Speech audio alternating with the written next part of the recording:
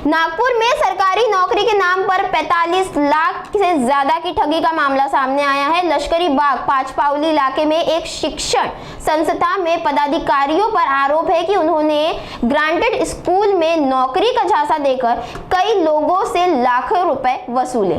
पीड़ितों को न नौकरी मिली, पैसा वापस उल्टा मांगने पर धमकियां दी गई।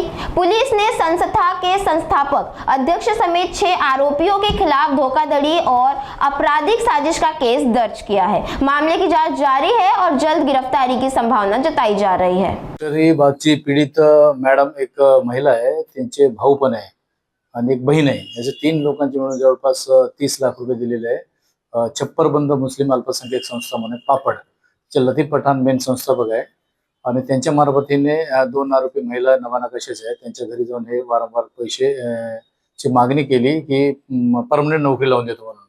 ते 3 वर्ष अगोदर पैसे दिलेले, त्याच्यानंतर त्यांना समजलं की हे खोटं अल्पसंख्याकाचा याचं हे परवानगी मिळालेली आहे, आता ग्रँड मेटल या असा आशा दाखवून पैसे घेत गेले। त्यासोबत त्या परिवारासोबत आणखी 3 महिला आहेत, त्यांना पण शिक्षण संस्थेत नोकरी लावून देतो म्हणून पैसे घेतलेले आहे।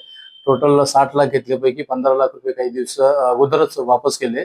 शेवटी हा शिक्षण संस्थेत एकाला पैसे देण्यासाठी दुसऱ्याकडून नवीन तयार करणे, त्याचे पैसे देण्यासाठी तिसऱ्याकडून करणे, अशा पद्धतीने ते एक चैन पद्धतीने फसवलेले आहे। जवळपास 45 लाख रुपयात 6 पीडित आहेत, त्यांच्यावर गुन्हा दाखल करण्यात आला। तपास पीआय शेख करत आहेत।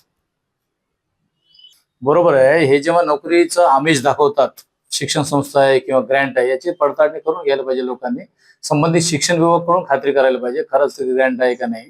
आणि ते असे असताना, असा प्रकार असताना एक डोनेशन पद्धत जी असेल त्यांची सिस्टीम, परंतु हे जे नोकरी लावण्यासाठी लोकांनी पैसे देऊ नये आणि पैशाचे आमिष दाखवणाऱ्यांना कोणी नोकरीसाठी जाऊ नये।